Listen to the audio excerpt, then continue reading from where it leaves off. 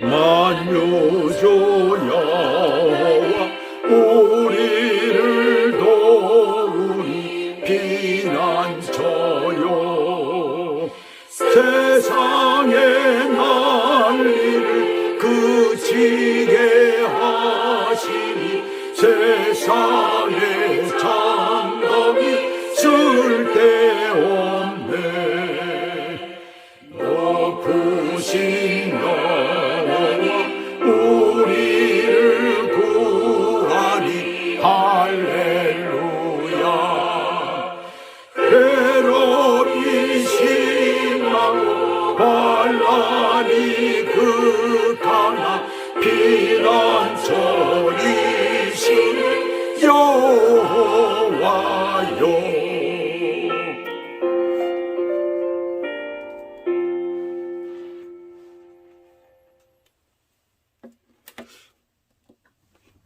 아멘. 오늘 본문은 누가복음 2장, 마태복음이 아닙니다. 누가복음 2장 25절에서 39절까지라고 말씀을 드렸습니다.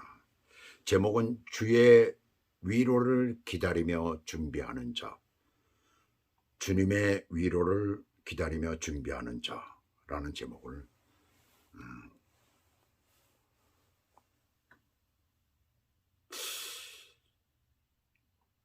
미국에 사는 어떤 연세 많은 할머니가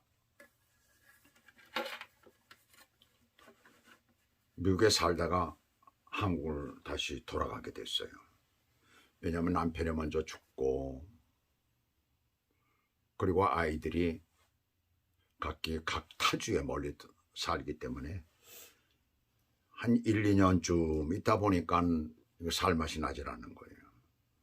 영감은 일찍 돌아갔지. 또 아이들은 멀리 타주에 있으니까 그저 전화상으로나 노상 전화를 했지 얼굴 볼 수가 없지. 손주들도 구경할 수가 없지. 그래 결국은 이제 한국에 갔다가 한국에 가서도 이제 한 1년 정도 있다 보니까 모든 걸 다 포기하고 간 거예요. 이제 한국에서 살려고. 한 1년 정도 있다 보니까 이거 뭐 도저히 살 수가 없어요. 여기서 미국에서처럼 어떤 베네핏이 이렇게 제대로 나오는 것도 아니고 또 친척들이 있다라고 하지만 누가 그것을 반겨줍니까? 그렇지가 않지요. 그러다 보니까 어쩔 수 없이 또 다시 미국으로 돌아와서 다시 수속을 밟자니 이게 쉬운 일이 아닌 거죠. 그래가지고 어느 집에서 어느 권사님이 그분을 케어하겠다고 해가지고 데려다가 케어를 하는 그런 얘기를 제가 들었습니다. 근데 그런 일들이 그분에게만 있는 것이 아니라 많은 분들에게 있어요. 그래서 미국에서는 노년이 되면은 노년이 되기 전에 벌써 많은 것을 준비를 하려고 그러죠. 노년을 위해서. 그래서 뭐 적금도 들고 뭐 우리 식으로 얘기를 한다면은 뭐 주식에도 투자하고 또 부동산에도 하고 뭐 여러 가지로 해가지고 그래서 노년에 좀 편안하게 살기 위해서 애를 쓰는 그런 분들이 있습니다. 준비하는 거죠. 준비하는 거죠. 노년을 기다리며 준비하는 것이죠. 지난주에는 우리가 성탄절 예배를 드리면서 동방박사에 대한 얘기를 했죠. 그 동방박사는 오랫동안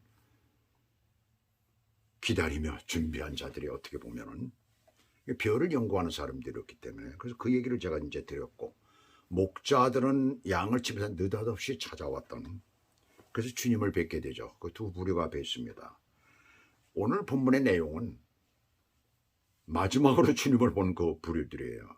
이 사람들은 아주 오랫동안 주님을 기다리며 준비했던 사람들입니다.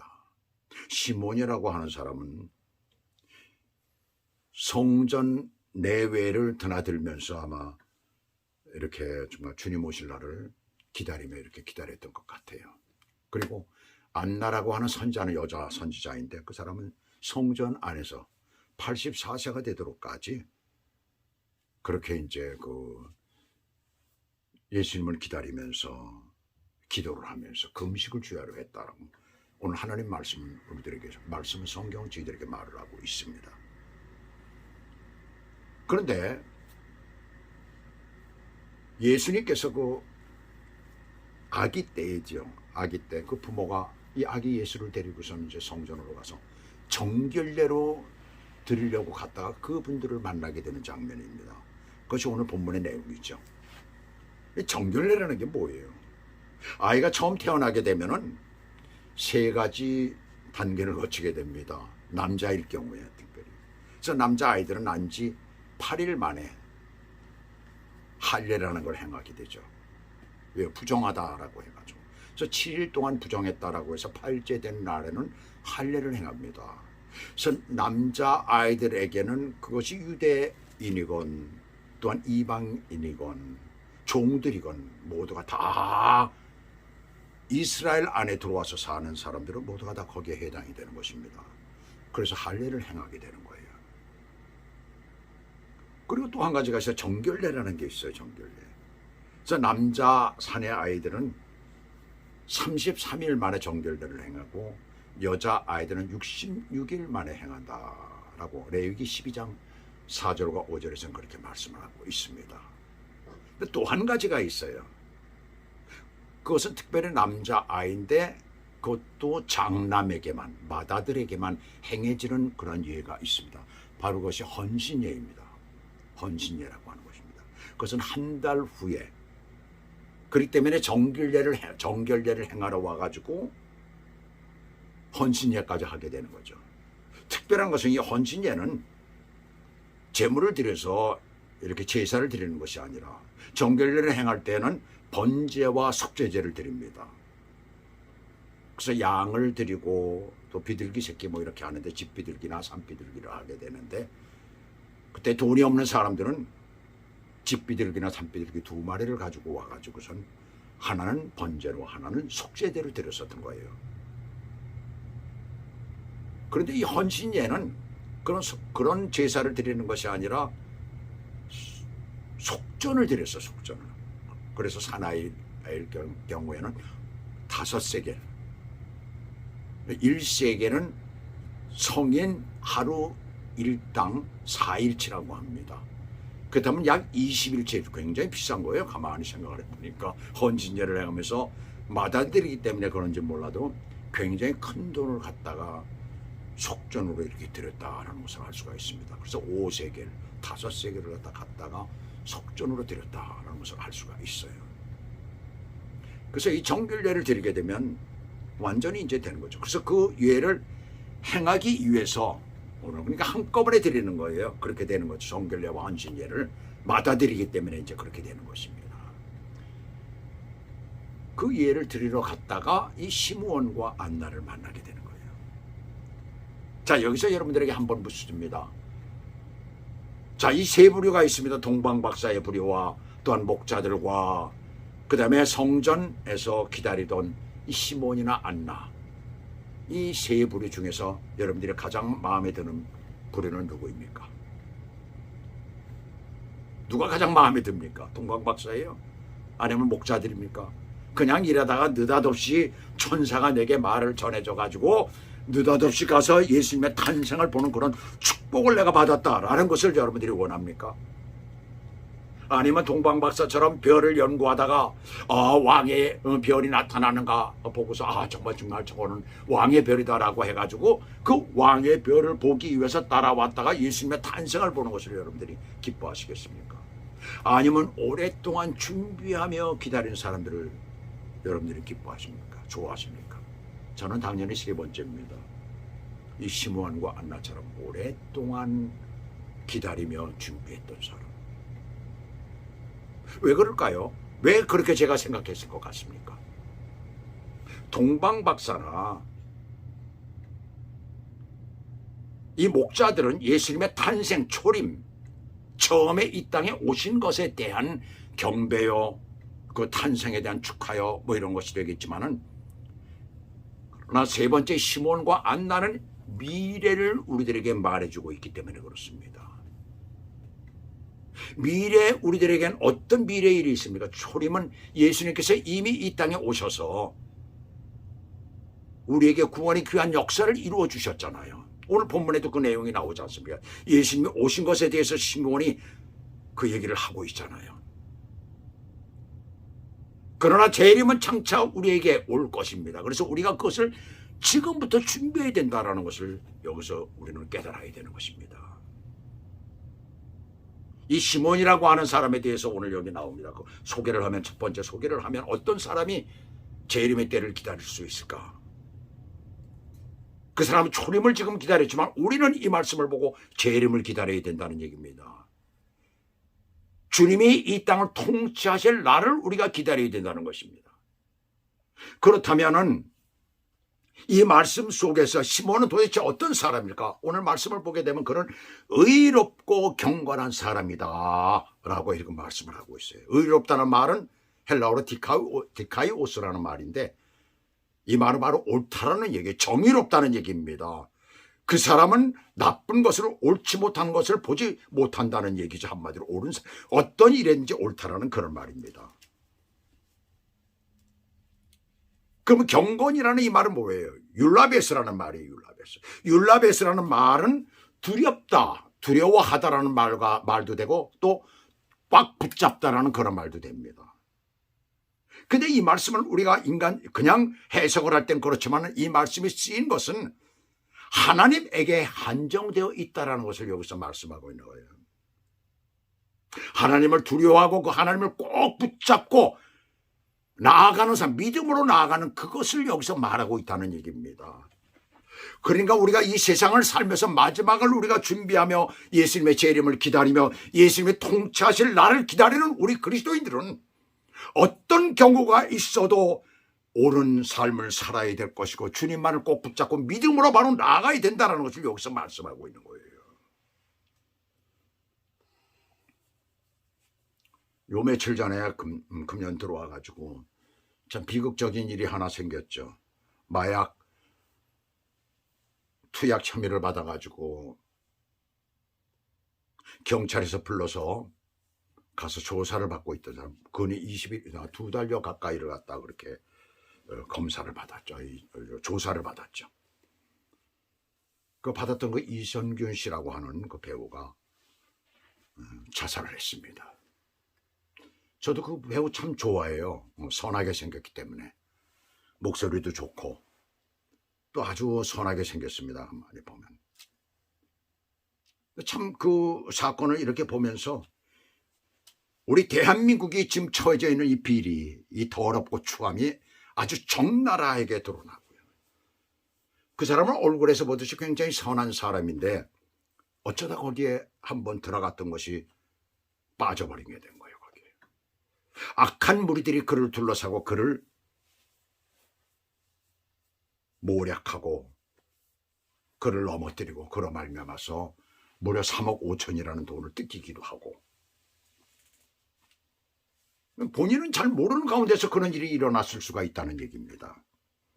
겉으로 지금 보면 본인이 모르는 상태에서 수면제 비슷한 걸 먹었는데 그게 마약이다. 사방에서 그렇게 얘기를 하는 날이면 그럼 어쩔 수 없이 걸려드는 거죠. 그러나 수사를 하면서 1차, 2차에서 마약 검사를 했지만 아무것도 나오질 않았어요. 경찰도 조금 좀 지나쳤던 경험이 있습니다. 그것을 경찰에서 서로 경쟁하듯이 건수 하나 잡았다 이거죠. 한마디로. 얼마나 이 사회가 더럽습니까? 근데 사회를 탓하기 전에 본인 자신이 그런 곳에 들어가지 말았어야 되는 것입니다. 하나님의 사람이 오늘 여기서 의롭고 경건한 사람, 이 시므온처럼 말이죠. 하나님을 꼭 붙잡고 믿음으로 붙잡고 옳게 살아가는 사람은 절대로 그런 데 발을 당기지는 않습니다. 근데 그 사람은 그리스도인이 아니겠죠. 모르겠어요. 그거 자세히 모릅니다. 그리스도인이라도 그렇습니다. 대충 믿어가지고 그런 데 발을 담그게 되면 그때는 끝나는 세상이 되는 거예요. 지금 세상이 그렇습니다. 얼마나 더럽고 추한지 모른다는 얘기예요. 그래서 우리 그리스도인들은 이러한 부분들을 조심해야 되는 겁니다. 금년을 우리가 마지막으로 끝내면서 이제 새로 다가오는 2024년에는 절대로 그런데 옳지 못한 곳에 발을 담그지 않고 정말 옳은 곳을 향해 정말 하나님이 보시기에 정말 너는 정말 내가 너를 사랑할 수밖에 없구나라고 하는 그런 삶을 사시길 주님의 이름으로 부탁을 드립니다. 그 다음에 두 번째입니다. 여기 본문 보시게 되면은 뭐라고 말씀을 하고 있습니까? 여기 보시면은 25절에 다 들어있어요. 보시게 되면 이 사람은 의롭고 경건하여 이스라엘의 위로를 기다리는 자라 그랬습니다. 25절에 위로를 기다린다. 위로를 기다린다는 게 뭐예요? 메시아가 오시는 것을 기다린다는 겁니다. 위로를 기다린다는 것은 하나님을 떠난 무리들 이스라엘이 그때 당시에 얼마나 부패했는지 모르죠. 믿음 안에서 완전히 떠났다는 얘기입니다.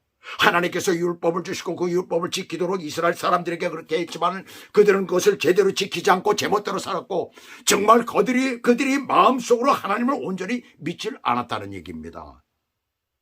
그 완전히 부패할 대로 부패하고 하나님을 떠난 그런 사람들이에요. 이 사람은 의롭고 경건한 사람이기 때문에 그것이 너무나 안타까워서 하나님 앞에 기도하며 주님이 오실 때가 언제입니까? 왜 주님 안 오십니까? 그 메시아를 기다리며 이 땅에 오신다고 했는데 왜 오시질 않습니까? 하면서 기다리고 있었다는 얘기예요.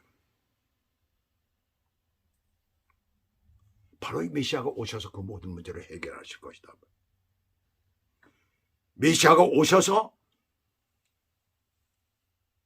그 땅의 죄인들 온전치 못한 것들을 어떤 사람은 살리고 어떤 사람은 벌하신다는 이것을 그는 믿고 있었기 때문에 그래서 날마다 성전 주변을 돌아다니면서 그렇게 하나님 앞에 기도하며 살았던 거예요. 여기 보시면 28절 보시면 시몬이 아기를 안고 하나님을 찬송하여 이르되 주제여 이제는 말씀하신 대로 종을 평안히 놓아주시는도다. 하나님이시여 이제는 주님께서 나를 평안히 놓아주십니다. 이 아기 때문에 내가 평안을 주십니다. 그런 거예요. 내 눈이 주의 구원을 보았사오니 이는 만민 앞에 예비하신 것이요 이방을 비추는 빛이요 주의 백성 이스라엘의 영광입니다. 이방을 비추는 빛이래요. 이방의 사람들까지도 주님이 걷어들이신다는 것을. 어떻게 이런 일들이 벌어질 수가 있었습니까? 성령의 인도하심을 받았기 때문에 그렇습니다. 그의 부모가 그에 대한 말들을 놀랍게 여겼다고 그랬어요. 그러고 보니까는 24절에 시몬이 그들에게 축복하고 그의 어머니 마리아에게 말하여 이르되 보라 이는 이스라엘 중 많은 사람을 패하거나 흥하게 하며. 자, 그렇잖아요. 예수 믿지 않는 사람은 패하는 것입니다. 예수 믿지 않는 사람은 지옥에 들어가는 것입니다. 패하는 것이죠. 인생의 완전히. 그러나 예수 믿는 사람은 흥하게 된다는 거예요. 그 예수 우리들을 영접하는 사람은 누구나가 구원을 얻는다라고 했잖아요. 누구나가 구원을 얻었다라는 것은 이 땅에서 흥하게 된다는 얘기입니다. 그뿐만이 아니라 이것은 영원 세계까지 이르도록 흥한 삶을 산다는 것을 여기서 우리들에게 말씀해 주고 있잖아요. 비방을 받는 표적이 되기 위하여 세움을 받았고 또 칼이 네 마음을 찌르듯 하리니 그랬어요. 죄 지은 사람에게 올바른 말을 하게 되면 그 칼이 가슴을 찌르듯이 하는 것이다 아니겠어요?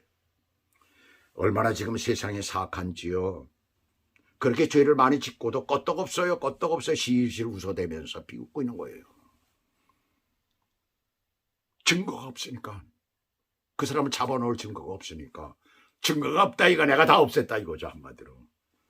나는 법을 알기 때문에 내가 모조리 다 없앴다 이겁니다. 그 주변에 있는 사람이 4명, 5명이 자살을 해요. 자살을 했다라고 하는데 그거 알 수가 없죠. 어떤 죽음을 당하는지 알 수가 없잖아요. 그런데 실실 쪼개며 웃습니다. 아주 점잖은 척하고 얼마나 역겨운지 모르죠. 지금 세상이 그런 세상이에요. 그런데 보세요. 이 말씀에 여기에서 우리들에게 말하고 있는 것은 새로워지라는 얘기죠. 뭐든지. 근데 보세요. 참 놀랍게도 지금 한국에서 제일 인기 있는 사람이 누굽니까? 한동훈이라 한동훈.